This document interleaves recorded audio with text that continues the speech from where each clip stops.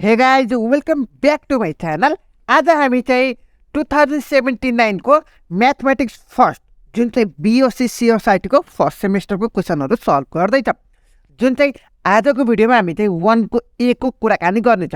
र मैले यहाँ चाहिँ 2078 क्वेसन नम्बर 2 यो क्रस देखेको छु नि। यो भिडियो बनाउनेवाला छैन, किन भन्दाखेरि मैले यसको अलरेडी भिडियो बनाएर राखिदिएको छु। जुन चाहिँ 78 को यो 3 को A र B को कुरा गर्नुहुन्छ भने 2078 को क्वेसन नम्बर 2 मा आएको छ। यो 4 को A को कुरा गर्नुहुन्छ भने 78 को क्वेसन नम्बर 4 को B मा आएको छ। यो 2 को आएको छ, यो 4 को B को आएको छ। र त्यस्तै गरी सर्ट क्वेसनको यो क्वेसन नम्बर 5 मा चाहिँ 77 को 1 को B मा आएको छ। सो यिनीहरूको मैले भिडियो बनाउनेवाला छैन। अरू जति पनि छ नि त्यो यो 6 देखि 15 सम्म यो सबै भिडियो प्रोभाइड गराइदिन्छु। सर्ट क्वेसनको, लङ क्वेसनको चाहिँ हामी चाहिँ 1 को AB गर्छौँ, 2 को AB गर्छौँ र 4 को मात्र B गर्छौँ। यति लङ क्वेसनको भयो। तीनवटाको मैले भिडियो प्रोभाइड गराउनेवाला छैन, जुन चाहिँ यसको है त ल। किनकि योभन्दा यसको अलरेडी भिडियो बनाएर राखिदिएको छु, तपाईँले चाहिँ हेर्न सक्नुहुन्छ। ल हल्का मात्रै डिफ्रेन्स छ के। हेर्नु त यो 79 मा क्वेसन नम्बर 3 को B मा चाहिँ यस्तो छ, तर हाम्रो 78 को क्वेसन नम्बर 2 मा चाहिँ यस्तो दिएको छ के। हेर्नु त यहाँ चाहिँ 2t छ भने यहाँ चाहिँ t छ, यहाँ +10 को ठाउँमा यहाँ +6 छ। त्यति मात्र फरक हो, अरू सेम नै छ है त। फङ्सन मात्र फरक हो भन्न सक्नुहुन्छ। ल अब कुनै पनि ढिला नगरिकन डाइरेक्ट क्वेसन नम्बर 1 को A तर्फ लागिहालौँ न त, के कस्तो हुँदो रहेछ भनेर तपाईँलाई भनिदिनेवाला छु। ल हेर्नुहोस् है, 1 को A मा तपाईँलाई के दिएको छ पहिला क्वेसन लेखिहालौँ न त, त्यसपछि अरू कुराकानी गरौँ न। फङ्सन पहिला तपाईँलाई दिएको छ हो 1 + x, जुन चाहिँ तपाईँहरूको x को भ्यालु 1 - 1 भन्दा सानो अथवा -1 सँग बराबर हुने भयो। र अर्को x² इफ कति त भन्दाखेरि x को भ्यालु ठुलो हुनु पर्यो, -1 भन्दा ठुलो हुनु पर्यो। यो भयो भने हामीले चाहिँ यसको भ्यालु पत्ता लगा, -3 को -1 को र f(0) को भ्यालु पत्ता लगा र तिनीहरूलाई स्केच भन्नुपर्छ, ग्राफमा प्लट गर भनेर क्वेसन दिएको छ। ल अब यो कुराकानी त भयो। पहिला हामीले चाहिँ यसको कुराकानी बुझ्छौँ अनि त्यसपछि फर्दर यिनीहरू क्यालकुलेसन गर्छौँ है त। ल हेर्नुहोस् है, म तपाईँलाई बुझाउनेवाला छु, चिन्ता गर्नु पर्दैन। ल हेर्नुहोस् है, पहिला यो कन्डिसनहरू बुझाउँदैछु है त। पहिला यो कन्डिसनहरू बुझाउँदैछु, त्यसपछि अरू कुराकानी गरौँ। ल मैले यहाँ एउटा ग्राफ बनाएँ, यहाँ चाहिँ बिचमा 0 लेखेँ, त्यसपछि -1 -2 त्यसपछि -3 त्यसपछि -4 हुँदै हुँदा जतिसम्म पनि हुन जान्छ हो। सेम एज इट इज पनि लेखिदिउँ, 1 2 3 4 जति पनि हुनसक्छ। ल हेर्नुहोस् है, यो अगाडिको यो फर्स्ट कन्डिसनले के भनेको छ अरे, x को भ्यालु, हेर्नुहोस् है मेरो कुरा चाहिँ ध्यान दिएर सुन्नु होला है त।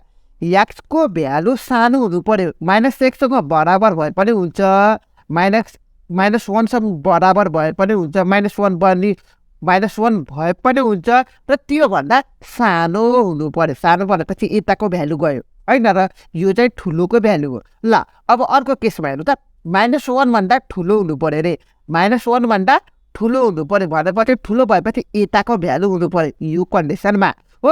अर्को चाहिँ अब 0 भनेपछि त अभियसली तपाईँको -1 भन्दा ठुलो छ के अरे हो। यो 0 चाहिँ यसमा पर्यो। ल यसमा पर्यो भन्न खोजेको छु। ल अब डाइरेक्ट सोल्युसनतर्फ लागिहालौँ न त। हामीलाई चाहिँ f(-3) को फङ्सन निकाल भनिएको छ हो। ल अब हेरौँ त यो ग्राफ यसो हेरौँ त, -3 चाहिँ कहाँनिर पर्दो रहेछ रे, यहाँनिर पर्दो रहेछ हो।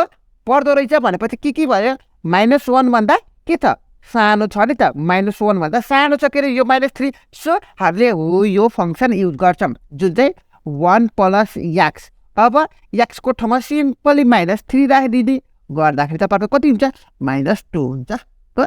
ल यो भयो तपाईँहरूको चाहिँ कुन केस हुँदाखेरि, -1 को केस हुँदाखेरिको भयो।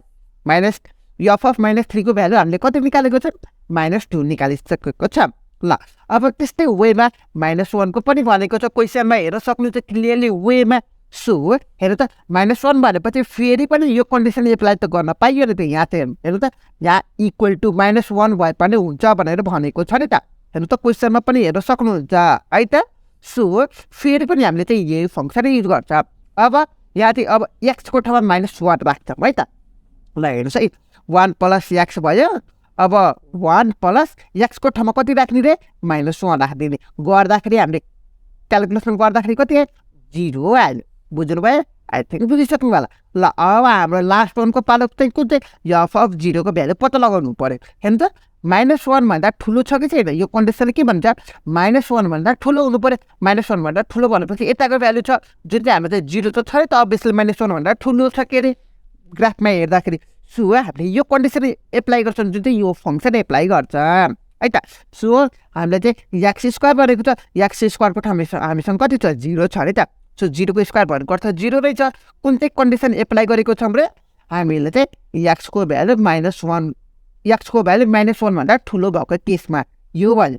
-3 को भ्यालु पनि आयो, -1 को भ्यालु पनि आयो, 0 को भ्यालु पनि आइसकेको छ। ल अब हामीले क्वेसनमा त यति नै भनेको छ नि त। हेर्नु त हामीले चाहिँ के भनेको छ यिनीहरूको भ्यालु पत्ता लगा भनेर भनेको छ। हामीले चाहिँ अलरेडी पत्ता लगाइसकेको छौँ।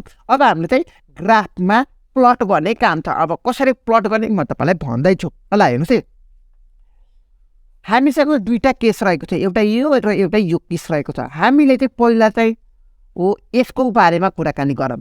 पहिला हामीले यसको बारेमा कुराकानी गरौँ है त। ल हेर्नुहोस् है अघि भर्खरै म तपाईँलाई के भनेको छु सिम्पल ल्याङ्ग्वेजमा भन्नुपर्दा -1सँग बराबर भए पनि हुन्छ, त्योभन्दा सानो हुनु पऱ्यो। -1 भन्दा सानो हुनु पऱ्यो, बराबर भए पनि हुन्छ। हाम्रो यो कन्डिसनले भन्छ हो। सो अब ग्राफमा प्लट गर्नु पर्दा हामीले चाहिँ यो एक्सको भ्यालु हामीले चाहिँ हो यो एक्सको भ्यालु जतिसुकै पनि सपोज गर्न पाइन्छ, नपाइने होइन। तर सपोज गर्दाखेरि हाम्रो -1 भन्दा सानो सपोज गर्नु पर्यो अथवा बराबर भए पनि हुन्छ। तर म तपाईँलाई के सुझाव दिन्छु भन्दाखेरि बराबर चाहिँ -1 नै सपोज गरेर मिल्छ, नमिल्ने होइन, नगर्दा पनि हुन्छ, गर्दा पनि हुन्छ, नो प्रब्लम। सो मैले के गर्छु भन्दाखेरि अब तपाईँलाई यो ग्राफमा प्लट गर्नु पऱ्यो। यो कन्डिसन अनुसार हामीले चाहिँ -1 सपोज गर्छ, -2 र -3 सपोज गर्छ हो। ल अब -1 2 3 सपोज गरिसकेपछि हामीसँग फङ्सन रहेको छ 1 + x भनेर। सो मैले लेट y को भ्यालु 1 + x छ भनेर लेट गरिदिन्छु। के भयो त नि यो फङ्सन छ के अरे। सो मैले y = 1 + x सपोज गरेको छु, त्यसमा कुनै पनि आपत्ति छैन होला। अब x को ठाउँमा -1 त्यसपछि -2 -3 राख्दै गर्नुहोस् अनि y को भ्यालु आउँछ के अरे। सो अनि त्यसपछि अर्को काम गरौँला। ल एट x को ठाउँमा मैले -1 लेख्दाखेरि के भयो y को भ्यालु कति हुन्छ 1 + ब्र्याकेटमा -1 हुन्छ जुन चाहिँ तपाईँहरूको 0 भयो। अब त्यस्तै वेमा -2 राख्यौँ त -2 राख्दाखेरि 1 + -2 भयो जुन चाहिँ तपाईँहरूको कति हुन्छ -1 भयो। अब त्यस्तै वेमा -3 राख्यौँ त -3 राख्दाखेरि कति हुन्छ भन्दाखेरि ल -2 भयो हो। यिनीहरू भयो हेर्नु त y को भ्यालु यिनीहरू भयो, x को भ्यालु यिनीहरू भयो। अब त प्लट गर्न सकिन्छ, एउटा कन्डिसनको त भयो। अब अर्को कन्डिसन पनि छ नि त हामीसँग। अब अर्को कन्डिसनको लागि उपाय निकाल्नु पऱ्यो के अरे। ल हेर्नुहोस् है अब अर्को कन्डिसनको लागि है त हामीसँग अगेन भन्छन् अगेन अर्को कन्डिसन पनि छ नि त x = के अरे -1 भन्दा ठुलो हुनु पऱ्यो x को भ्यालु। सो यो बेलामा हामीले चाहिँ x को भ्यालु अब जति पनि सपोज गर्न पाइन्छ, नपाइने होइन है त। सो अघि मैले यहाँ चाहिँ यो कन्डिसन हुँदाखेरि मैले x को भ्यालु -1 2 3 मानेको छु। तर यो कन्डिसन हुँदा मैले x को भ्यालु 1 2 3 मानिदिएको छु। जे पनि तपाईँले सपोज गर्न पाइन्छ, नपाइने होइन। ल अब यो सपोज गरिसकेपछि अब सिम्पली यो फङ्सन निकालौँ जुन चाहिँ मैले लेट गरेको छु y = x² भयो के अरे हो। ल अब x को ठाउँमा यिनीहरूको भ्यालु राखिदिनुहोस्। सो वेन x = 1 हुँदाको y = 1 को स्क्वायर जुन चाहिँ 1 नै भयो, x को भ्यालु 2 हुँदाको y = 2 को स्क्वायर जुन चाहिँ 4 भयो, x को भ्यालु 3 हुँदाको y = 3 को स्क्वायर जुन चाहिँ 9 भयो। ल हेर्नुहोस् है अब हामीसँग ग्राफको फङ्सन आइसकेको छ। हेर्नु त अब यो फङ्सन चाहिँ तपाईँहरूको कुन छ -1 जुन चाहिँ 0 हुँदा भयो एउटा, -2 -1 हुँदा भयो अर्को -3 यो चाहिँ कति छ -2 हुँदा। यो 3वटा प्लट गर्नुहोस् ग्राफमा है। ल अब त्यसपछि अर्को छ नि 1 हुँदा 1 पनि आएको छ, 2 हुँदा 4 आएको छ, 3 हुँदा 9 आएको छ। अब यसलाई ग्राफमा प्लट गरिहालौँ न त के कस्तो हुँदो रहेछ त भनेर है त। ल मैले ग्राफ चाहिँ बनाइदिइहालेँ। 1 2 3 4 कति छ म्याक्सिमम 3 छ के अरे। अब यता म्याक्सिमम 3 -3 म्याक्सिमम -3 छ। सो 1 2 3 4 नै सपोज गरिदिउँ न त। 1 2 3 4 5 6 7 ल 1 2 3 4 5 6 7 8 9 ल यो चाहिँ फङ्सनको भयो। ल ग्राफ त भइहाल्यो। अब ग्राफ प्लट गरौँ न त।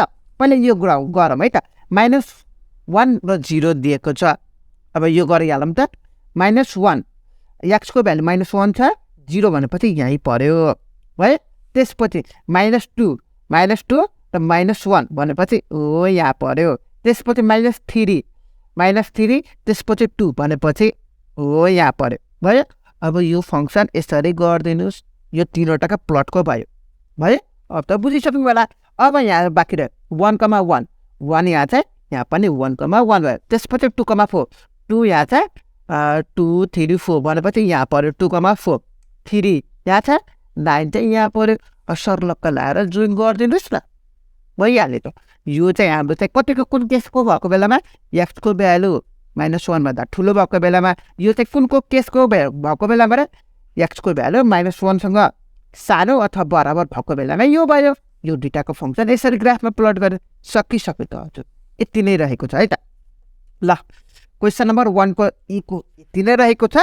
आई थिङ्क तपाईँले चाहिँ बुझिसक्नु होला। योभन्दा अरू इजी छैन है त बुझाउनु पर्ने ठाउँ। ल यति नै रहेको छ आजको भिडियोको लागि। हामीले फेरि पनि 1 को बीको भिडियो लिएर आउने नै छ। सो च्यानललाई सब्सक्राइब गर्नुभएको छैन भने च्यानललाई सब्सक्राइब गर्नु होला। र यदि तपाईँलाई चाहिँ अहिलेसम्मको पास्ट इयरको क्वेसनको सोल्युसनको ह्यान्ड रिटन PDF चाहिएमा सबै सब्जेक्टको मलाई पर्सनली इनबक्स गर्नु होला। म तपाईँलाई प्रोभाइड गराइदिनेवाला छु। ल यति भन्दै आजको भिडियो यही समाप्त गरौँ। त see you in the next video. Till then have a good day.